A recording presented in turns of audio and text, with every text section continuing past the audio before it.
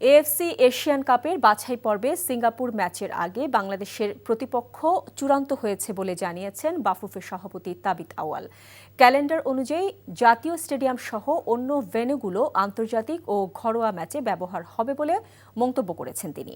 চলতি মাসেই ইংল্যান্ড প্রবাসী কিউবা মিচেল ঢাকায় আসবেন বলেছেন বাফুফের সিনিয়র সহসভাপতি ইমরুল হাসান। রিপোর্ট কুশল ইয়াসিরের। 10 জুন ঘরের মাঠে সিঙ্গাপুরকে আতিথেয়তা দিতে ব্যাপক প্রস্তুতি নিচ্ছে ফুটবল ফেডারেশন।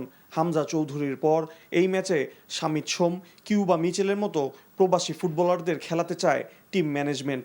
তার আগে একটি প্রস্তুতি ম্যাচে অংশ নিতে একাধিক দলের সঙ্গে আলোচনা করেছে বাফুফে।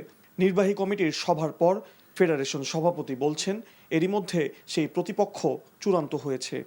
আমাদের প্রস্তুতি ম্যাচ একটা হবে প্রবলি জুন 4 তারিখে, ম্যাক্সিমাম জুনের 5 তারিখে, সেম ফিল্ডে।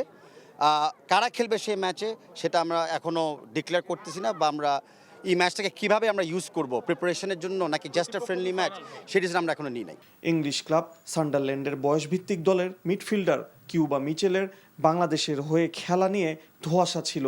অবশেষে বিষয়টি স্পষ্ট করলেন ফেডারেশনের সিনিয়র সহসভাপতি। তার প্রক্রিয়া এগিয়ে চলছে, তো আমরা আশাবাদী এ মাসের 20 থেকে 25 তারিখের মধ্যে হয়তো ওর মা সহ বাংলাদেশ ভ্রমণে আসবে।